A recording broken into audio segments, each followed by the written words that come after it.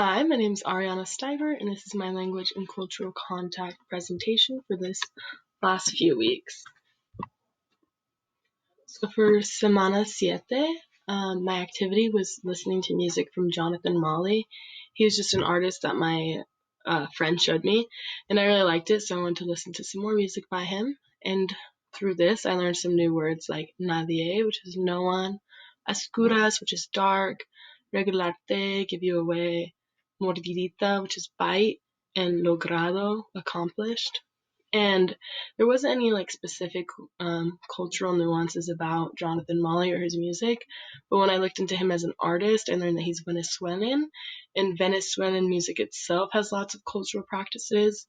So there's two styles of music that are popular in Venezuela, which are merengue and joropo, and they're both music that uses lots of string instruments, and the music itself is really fun and fast paced, so it encourages like the listener to dance to it, and there's like specific dances for them, but just the music itself is like fun.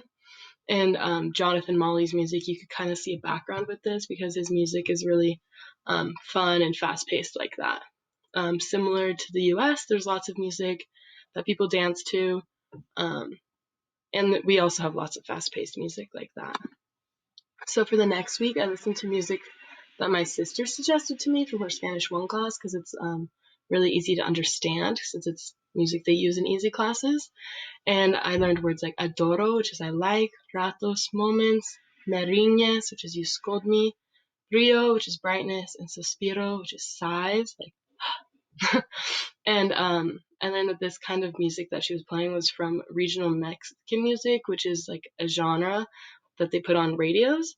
And so this kind of genre plays in the Southwest US and in rural Mexican areas.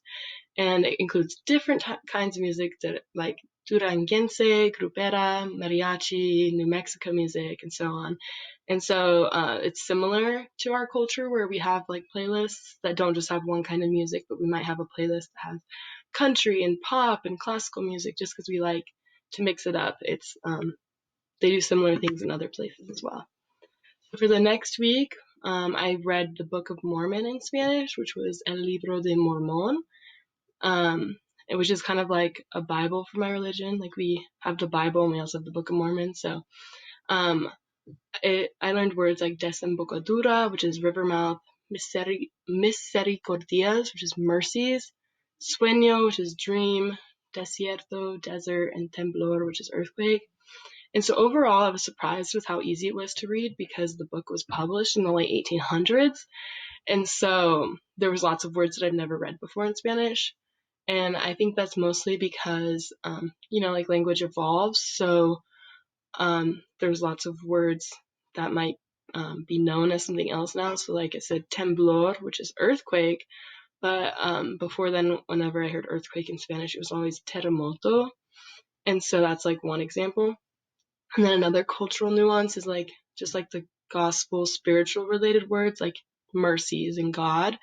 And so those were words I hadn't heard before in Spanish. So I had to use lots of like context clues and then just like Spanish dict.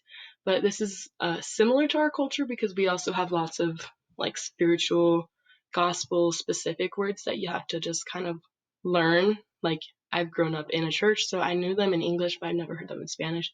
So that's similar in both cultures. And so for this last week, I've been listening to music by Lele Pons, and I learned words like andar, to walk, gana, which is wind, disfrutar, which is enjoy, hielo, and ice, like just like ice, and then cruzar, which is to cross, like to cross the street. And so the thing about Lele Pons is that she's a younger artist. She's multi-talented, but like especially her music and stuff, she targets younger generations because she's younger. So she uses things that are more relatable to us. And then the other thing about that is just like Spanish in general speaks faster than our own culture, like English. And so many words could be like shortened or combined. So for example, she uses cinco de la mañana instead of cinco de la mañana. Y tengo tiempo para tu drama instead of para. And so that's just like an example of like how their language and culture is a little bit faster. So, gracias por su tiempo.